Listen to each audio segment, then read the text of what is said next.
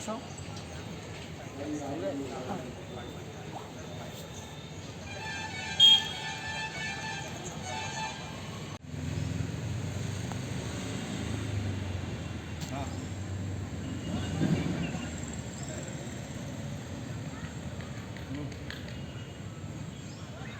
थांब एक minute phone.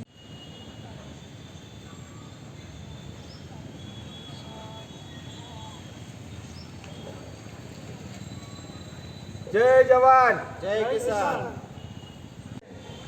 मागण्या आमच्या हक्काच्या, आई कुणाच्या बापाच्या सरसकट कर्जमाफी झालीच पाहिजे.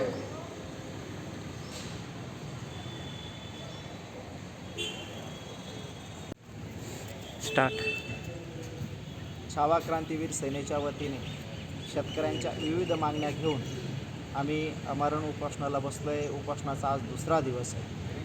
त्यामध्ये राज्य सरकारने शेतकऱ्यांना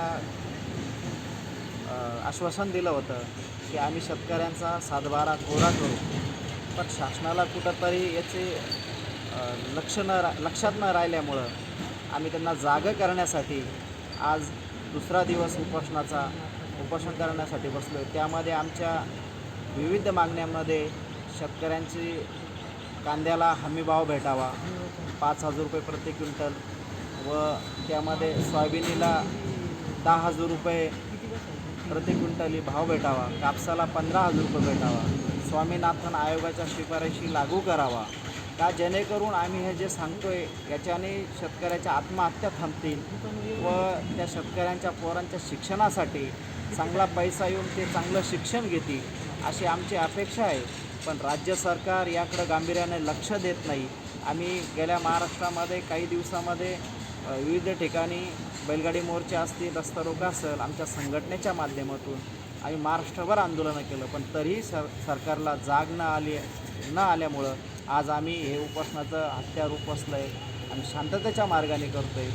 जर याकडं सरकारने गांभीर्याने लक्ष दिलं नाही तर हा शांततेचा महाराष्ट्र याला नक्षलवादी व्हायला वेळ लागणार नाही. कारण शेतकरी पार मेटाकुटीस आला आहे, त्याला त्याच्या केलेला खर्चही फिटत नाही, ज्या पिकाचा खर्च केला आहे त्या खर्चही फिटत नाही. त्यामुळं आज आम्ही शेतकऱ्यांच्या भावना ओळखून या उपोषणाला सुरुवात केली आहे.